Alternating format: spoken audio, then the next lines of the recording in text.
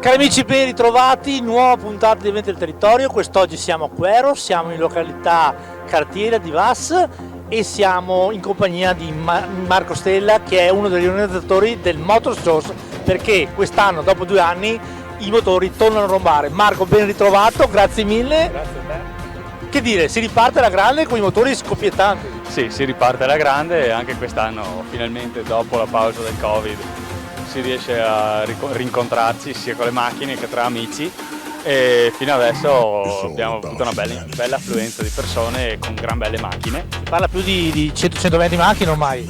Ormai siamo su quelle cifre là, sì, ma vedo che continuano ad arrivare, infatti siamo presissimi con i parcheggi eccetera, con le iscrizioni, e adesso fra un po' partiremo anche col giro vero e proprio.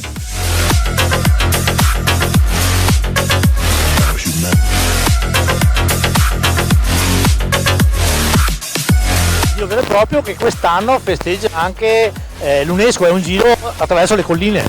Sì, un giro attraverso le colline e le zone del Prosecco, con una sosta dopo rinfresco alla cantina Canevon, dove lì troveremo delle belle macchine ancora più belle e iconiche, macchine vincitrici sia nei rally che in salita, e 2 personaggi di elevato rilievo: Danny Zardo, campione di salite e pista, e Tony Fassina, che tutti conoscono, praticamente un campione di rally a livello praticamente mondiale.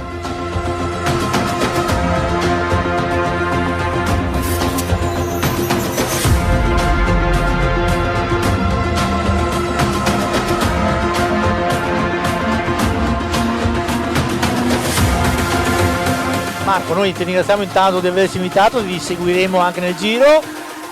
Quest'anno non fanno più a tempo i nostri telespettatori a venirci a trovare, però i prossimi appuntamenti fai pure un invito. Esatto, il prossimo anno vi aspettiamo ancora più numerosi, sperando sempre che il tempo ci assista, e niente, il prossimo anno vi aspettiamo. Motor Shows da Cartiera di Vas, io e Marco adesso saliamo su un bel bolide e partiamo per il giro del Motor Shows 2022.